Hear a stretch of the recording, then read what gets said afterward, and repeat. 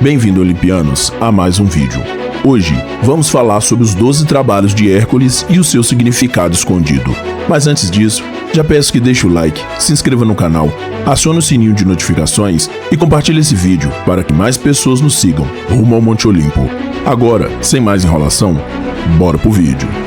Há muito tempo, antes que os impérios se erguessem, antes que a história fosse escrita, existia um homem, mas não era um homem comum.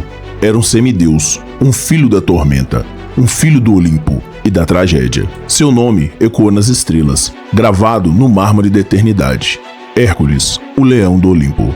Desde o amanhecer da humanidade, quando os primeiros homens erguiam os olhos às estrelas, buscando respostas no véu infinito do cosmos, histórias nasceram. Histórias que não apenas narram façanhas, mas guardam segredos profundos, códigos que atravessam milênios, sussurrando verdades para aqueles que ousam ouvir. E entre todas, uma brilha com a força de um trovão. A saga de Hércules, o leão do Olimpo. Semideus e guerreiro, cuja vida é mais que um mito. É um espelho da alma humana. Filho de Zeus, marcado pela inveja de Hera, Hércules foi condenado a enfrentar o impossível. Os 12 trabalhos. Provas que desafiam a carne, o espírito e a alma. Mas esses trabalhos não são apenas lendas, são arquetipos eternos, lições codificadas que ecoam em cada um de nós. Cada monstro, cada tarefa é um reflexo dos desafios que você enfrentará na sua própria jornada heróica. Se você acha que a sua vida é pesada, imagine carregar o peso do Olimpo nos ombros, lutando não apenas contra feras, mas contra os demônios que habitam o coração humano. Hércules não venceu por ser divino, venceu por ser humano, por transformar dor em força, dúvida em coragem, fracasso em glória. Nessa jornada, eu te convido a despertar o leão que dorme em você. Vamos mergulhar nos 12 trabalhos, desvendando seus segredos, aplicando suas lições e forjando um caminho épico para que você se torne o herói da sua própria história. Prepare-se, pois o Olimpo está observando. O leão de Nemeia, a fera interior. Nas colinas sombrias de Nemeia, o leão rondava, seu pelo dourado reluzindo como metal derretido, sua pele impenetrável a qualquer lâmina ou flecha. Os aldeões tentaram de tudo. Espadas se partiram, lanças se dobraram, flechas caíram como gotas de chuva sobre a pedra. Hércules, de ombros largos e cansado por uma vida de fardos, parou diante da caverna da fera. Seu arco estava vazio, sua espada abandonada, o ar pesado com o cheiro do medo, não apenas dos aldeões, mas do fundo do seu próprio coração. Este não era um leão comum, era a encarnação de suas dúvidas, suas inseguranças, a voz que sussurrava que ele não era suficiente. Ele adentrou a escuridão, a caverna o engolindo como um túmulo. O rugido do leão fez a terra tremer, mas Hércules não recuou. Ele enfrentou a fera com as mãos nuas, seus músculos reteçados, sua respiração ofegante. Suor e sangue se misturaram enquanto ele estrangulava a criatura, suas garras rasgando sua carne.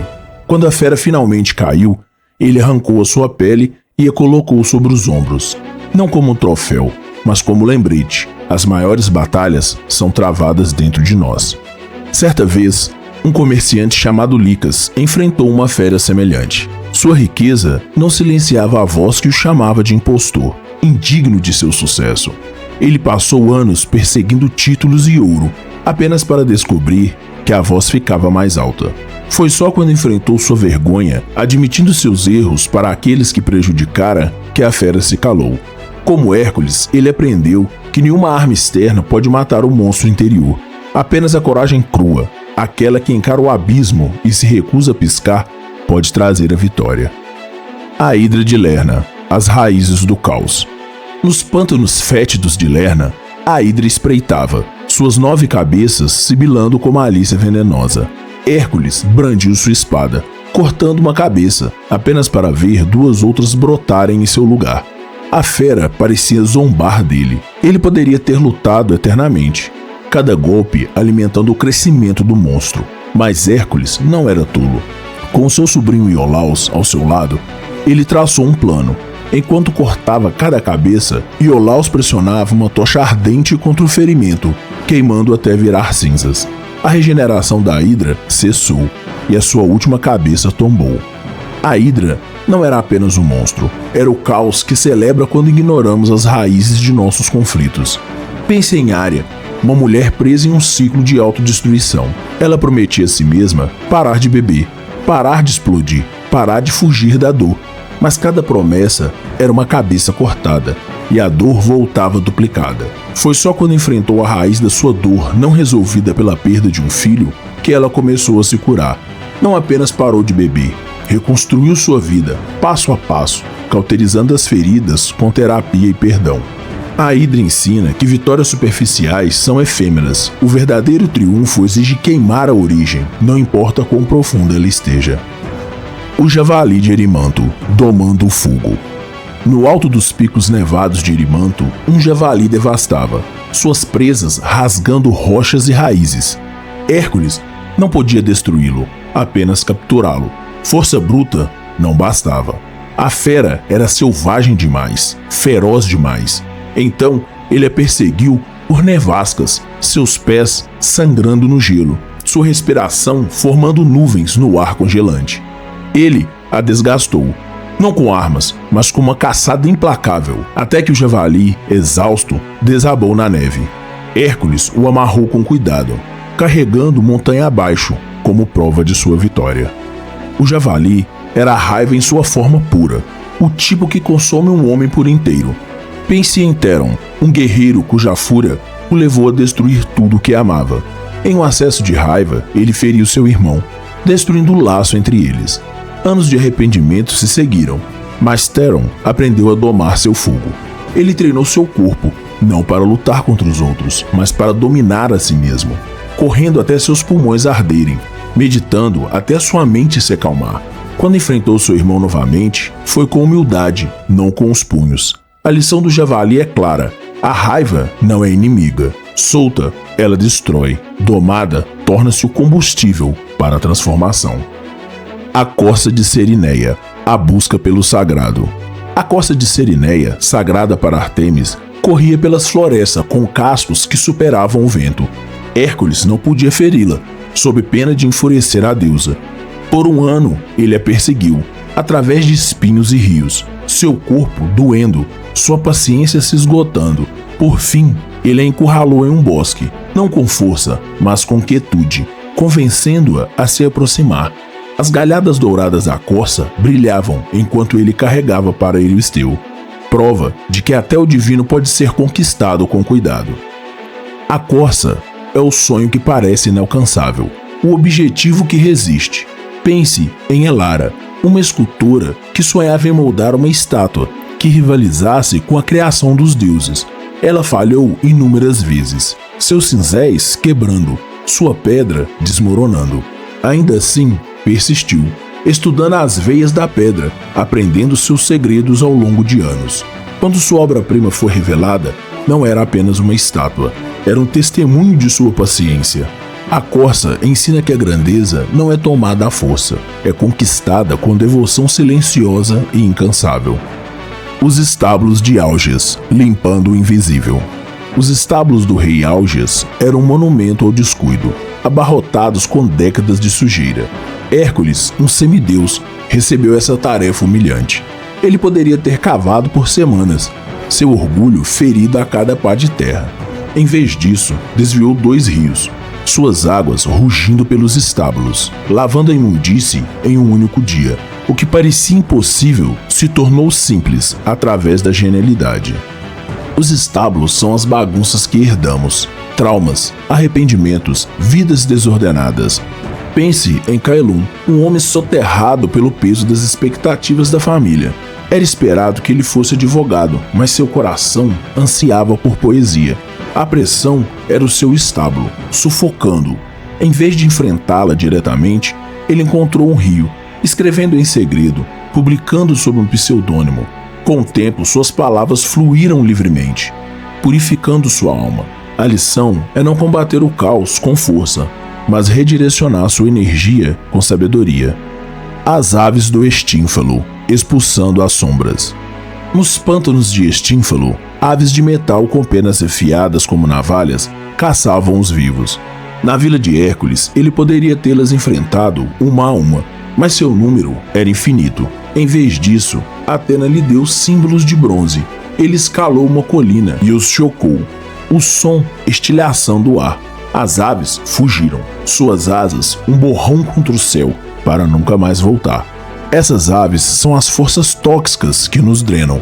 Vozes negativas ou relacionamentos destrutivos. Dúvidas sobre si mesmos. Lísia, uma jovem curandeira, estava cercada por céticos que zombavam de seus sonhos. Suas palavras eram como essas penas, cortando fundo. Ela não os enfrentou, criou uma barreira, cercando-se de quem a elevava. Sua clínica prosperou, não porque lutou contra os críticos, mas porque os abafou com seu propósito. As aves nos ensinam a proteger nossa paz, não lutando contra cada sombra, mas fazendo ruído tão alto que as expulsa. O touro de Creta, domando o ego. O sétimo trabalho de Hércules, a captura do touro de Creta, é uma narrativa poderosa sobre força, controle e transformação interior. O touro, uma criatura de imenso poder bruto, foi um presente de Poseidon a Minos, rei de Creta. No entanto, Minos, em sua arrogância, decidiu sacrificá-lo ao deus, desencadeando a ira divina. O touro tornou-se uma força destrutiva, devastando os campos de Creta com sua fúria indomável.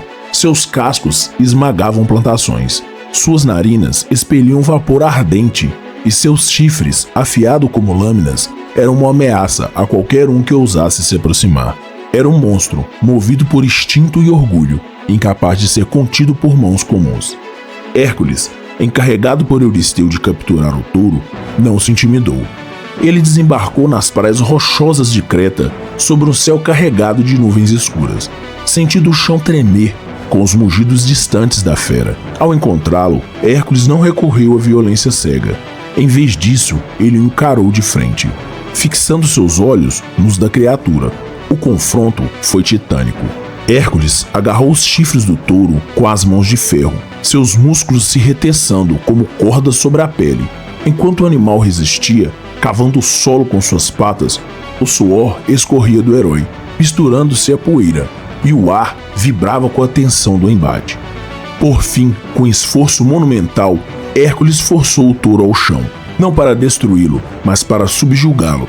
Ele amarrou a fera com cordas reforçadas e levou o touro através do mar até Micenas, onde apresentou a Euristeu como prova de sua vitória. O touro, agora dominado, era um símbolo não apenas de força física, mas de domínio sobre o caos interior. O touro de Creta representava o ego, aquela parte de nós que anseia por reconhecimento, que se infla com orgulho. Ele não é necessariamente mau, mas precisa ser canalizado. A história de Damo, um comerciante, ilustra essa luta em um contexto humano. Damo era um comerciante próspero nas ruas movimentadas de uma cidade portuária grega. Sua loja, repleta de sedas exóticas, especiarias raras e joias reluzentes, eram invejadas por todos. Ele vestia túnicas bordadas com fios de ouro e caminhava com o peito estufado, proclamando a cada esquina que a sua riqueza era a prova de sua superioridade. Ninguém negocia como Damo, dizia ele, rindo das tentativas de seus concorrentes, mas seu orgulho tinha um custo. Ele menosprezava seus aliados comerciais, exigindo sempre a maior parte dos lucros. Quando seus parceiros sugeriam novas rotas ou estratégias, ele os interrompia com desdém. Ele achava que sua visão era a única correta. Aos poucos, os comerciantes se afastaram, preferindo negociar com outros menos arrogantes. Até seus aprendizes, outrora leais, começaram a evitá-lo, cansados de suas críticas constantes. A solidão de Damo cresceu, como uma sombra. Suas noites, antes preenchidas por banquetes e risadas, ficaram silenciosas. Ele olhou para suas pilhas de ouro, mas elas não aqueciam seu coração. Um dia, durante um festival em honra de Atena, Damo viu um velho artesão, humilde, mas respeitado, sendo cercado por amigos e familiares. O artesão compartilhava o crédito por seu trabalho com seus aprendizes, e sua modéstia atraía a todos. Algo mudou em Damo. Ele viu que a sua riqueza não comprava lealdade ou afeição, apenas máscaras de cortesia. Determinado a mudar, Damo começou pequeno. Ele visitou um antigo parceiro, Pilion, a quem havia ofendido anos antes. Com a voz trêmula, ele pediu perdão e ofereceu uma parceria igualitária em uma nova rota comercial. Pillion, surpreso, aceitou. Damo também passou a ouvir seus alunos, incentivando suas ideias e elogiando seus esforços. Ele parou de se vangloriar na praça pública, deixando seu trabalho falar por si. Aos poucos, sua loja voltou a pulsar com vida. Parceiros retornaram, trazendo novas oportunidades, e seus aprendizes floresceram sob sua orientação. Damo descobriu que, ao domar seu ego, ele não perdeu sua força. Ele se transformou em confiança sincera, que inspirou os outros em vez de afastá-los. A lição do touro de Creta, tanto na jornada de Hércules quanto na de Damo, é clara. O ego não é inimigo a ser destruído, mas uma força a ser dominada. Quando controlado, ele se torna uma base de verdadeira confiança, capaz de construir pontes e inspirar grandeza. Descontrolado, ele devasta tudo ao seu redor, deixando apenas isolamento. Assim como Hércules dominou o touro de Creta e Damo redirecionou seu orgulho para a humildade, nós também podemos transformar o ego em um aliado, desde que tenhamos a coragem de enfrentá-lo de frente. É isso aí, Olimpianos. Nos vemos na segunda parte do vídeo. Até a próxima, galera!